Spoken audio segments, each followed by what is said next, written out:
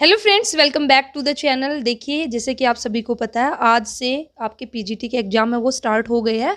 और यहाँ पे आपका पीजीटी कॉमर्स का और अभी जो मॉर्निंग शिफ्ट में, ठीक है, पीजीटी कॉमर्स का और आपका मैथ्स का, ठीक है, मैथमेटिक्स का आपका एग्जाम हुआ है। तो अब बात करेंगे कि भी कैसा आपका एग्जाम हुआ। और यहाँ पे अभी मैं बात करूँगी जनरल पेपर को लेकर कि भी जो जनरल पेपर है वो कैसा रहा है। तो अगर मैं थोड़ा सा ओवरऑल में यहाँ पे बात करूँ तो जो आपका पेपर है ना, थोड़ा सा यहाँ पे मैं बोलना चाहूँगी कि भी मैं इसको बोल सकती हूँ, भाई मॉडरेट और जो टफ है ना उसके बीच में हम बिल्कुल ज़्यादा टफ भी एक तरह से नहीं कह सकते हैं, लेकिन आपके टफ के इक्वली बोल सकते हैं। ठीक है, इजी तो आपका बिल्कुल भी नहीं था और मॉडरेट से भी थोड़ा ऊपर ही था। और वहीं पे अगर मैं बात करती हूँ ना जनरल पेपर की, तो भाई जनरल पेपर के अंदर आपके जो 20 क्वेश्चन आपके पूछे गए हैं, तो यहाँ पे बिल्कुल भी अगर हम जिन बच्चों ने अच्छे से तैयारी की होगी जनरल पेपर की, तो उसके बावजूद भी आपका अच्छा नहीं गया है। ऐसा क्यों? क्योंकि देखिए, जो सिलेबस यहाँ पे एचपीएससी ने दिया था, अगर उसकी बात करते हैं तो जो आपका टीचिंग एप्टीट्यूड है या फिर आपकी साइकोलॉजी है, वहाँ से आपका एक भी क्वेश्चन नहीं पूछा गया है। कॉमर्स की अगर मैं बात करती हूँ, अभी फिलहाल जो कॉमर्स स्टूडेंट है उनसे बात हुई है, ठीक है, और अभी पेपर भी मैं देख चुकी हूँ। तो भाई कॉमर्स की अगर मैं बात करती हूँ तो यहाँ पे आपका टीचिंग एप्टीट्यूड से एक क्वेश्चन ही पूछ लेते हैं। जिन बच्चों ने इतनी मेहनत की है, टीचिंग एप्टीट्यूड को किया होगा इतने अच्छे से कम से कम एक ही क्वेश्चन पूछ लेते हैं। तो यहाँ पे एक भी क्वेश्चन नहीं है। और अभी मैं आपको दिखा भी दूंगी, ये कॉमर्स का ही पेपर है मेरे सामने, ठीक है, यहाँ पे आप देख सकते हो। तो बिल्कुल यहाँ पे बस क्या बताए, पेपर बच्चों को वैसे टफ लगा है।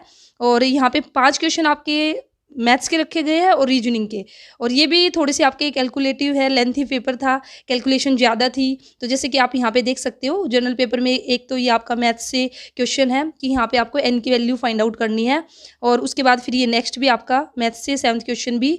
और उसके बाद अगर हम बात करें तो फिर ये आपका 8th क्वेश्चन, देखिए काफ़ी लेंथी क्वेश्चन है, आप देख सकते हो, फिर उसको कैलकुलेट करने में भी टाइम लगता है।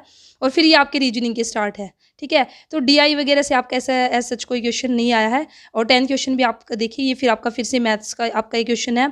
उसके बाद और इन्होंने इसी के साथ ही कैसे क्वेश्चन दिए हैं कि भाई इन्होंने बीच में डाल रखे कहीं कहीं जो जनरल पेपर के, ऐसा नहीं किया कि पहले 20 क्वेश्चन स्टार्टिंग में जनरल पेपर के दे दीजिए और उसके बाद फिर आपका सब्जेक्ट का, ऐसा नहीं था। तो बीच बीच में इन्होंने कहीं कहीं पे डाल रखे, ठीक है। इसी के साथ ही यहाँ पे इन्होंने एक पैराग्राफ दिया है, पैराग्राफ की फॉर्म में क्वेश्चन पूछ रखे हैं, जैसे कि जीके से क्वेश्चन थे। देखिए अगर मैं यहाँ पे बताऊँ तो आपके 10 क्वेश्चन तो आपके हो गए हैं यहाँ पे मैथ्स प्लस रीजनिंग के, ठीक है, और 10 क्वेश्चन और बचे। और इन 10 में से आपके 7-8 क्वेश्चन आई थिंक आपके ये जीके, हरियाणा जीके से, ना तो कोई करंट अफेयर यहाँ पे आई है। तो ये भी देखिए आपका जीके से रिलेटेड है, 1857 की जो क्रांति है। उसके बाद ये फिर आपका हरियाणा जीके है। फिर इन्होंने एक पैराग्राफ दे रखा है ये, ठीक है, बहुत बड़ा पैराग्राफ है। और इसी के साथ ये देखिए पैराग्राफ, और फिर क्वेश्चन है ना, देखिए कैसे पूछ रखे हैं, भी बच्चा आंसर दे तो कैसे दे, इतना कंफ्यूजिंग है, इतने बड़े बड़े क्वेश्चन है। तो 4-5 क्वेश्चन इन्होंने यहाँ से उठा दिए, पैराग्राफ से कर दिए, और इस तरह से इन्होंने जो 20 क्वेश्चन है उनको कंप्लीट कर दिया। तो टीचिंग एप्टीट्यूड से तो आपका एक भी क्वेश्चन नहीं है, ना ही आपका डीआई से है, ना ही आपका करंट अफेयर से है, ठीक है। तो जनरल पेपर भी आपका थोड़ा सा टफ ही है, इतना इजी तो नहीं था। जिस बच्चे ने बहुत अच्छे से तैयारी की होगी ना, खूब तैयारी की होगी, तो भाई उन्हीं बच्चों का जनरल पेपर आपको का अच्छा गया होगा। अदरवाइज यहाँ पे इतना अच्छा नहीं है, ठीक है। और सब्जेक्ट भी बच्चों को थोड़ा टफ ही लगा है। देखिए वैसे तो आपका सिलेबस में से कुछ बच्चे बोल रहे हैं आउट ऑफ सिलेबस है, नहीं आउट ऑफ सिलेबस तो नहीं है। 1-2 क्वेश्चन है मे बी, आई थिंक एक यहाँ पे कॉमर्स की अगर मैं बात करती हूँ तो इनका 1-2 क्वेश्चन तो है, वैसे आपका आउट ऑफ सिलेबस नहीं है। सिर्फ क्वेश्चनों को थोड़ा सा घुमा फिरा के आपसे पूछा गया, जिसके कॉन्सेप्ट अच्छे से स्ट्रॉन्ग थे, जिसने जो टॉपिक है उसको अच्छे से किया होगा ना, तो उसने अच्छे से निकाल लिया। तो ओवरऑल अभी के लिए इतना ही रखते हैं। फाइनली ये बोलना चाहूँगी कि भाई इतना ईजी भी पेपर नहीं था कि भाई अगर आप किसी ने हल्के में लिया होगा तो डेफिनेटली भाई आपका मुश्किल है स्क्रीनिंग का ये का होना। अदरवाइज आप जिसने अच्छे से तैयारी की होगी तो मे बी आप लोगों का हो सकता है, तो डिपेंड करता। तो इसी के साथ ही डिपेंड करेगा आप लोगों के ऊपर भी आपको कैसा लगा है। मैंने 3-4 बच्चों का रिव्यू लिया है, तो उन्होंने तो टफ ही मुझे बताया, ठीक है।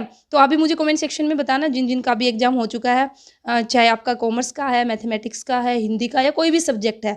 तो आप भी जनरल पेपर के बारे में तो एटलीस्ट जरूर बताना कि भाई क्या सभी सब्जेक्ट्स के अंदर जनरल पेपर में ऐसे ही क्वेश्चन पूछे गए हैं, ऐसे ही आया है, या फिर ऐसा नहीं है। और इसी के साथ ये भी बताना कि भाई जैसे पीजीटी कॉमर्स के अंदर तो आपका टीचिंग एप्टीट्यूड से कोई भी क्वेश्चन नहीं था, तो क्या जो अदर सब्जेक्ट है जैसे मैथमेटिक्स का हुआ, अभी हिंदी का भी हुआ है, ठीक है, इवनिंग शिफ्ट में, तो क्या भाई उनके साथ भी सेम सिचुएशन है, ऐसे टीचिंग एप्टीट्यूड से कोई भी क्वेश्चन देखने को नहीं मिला क्या?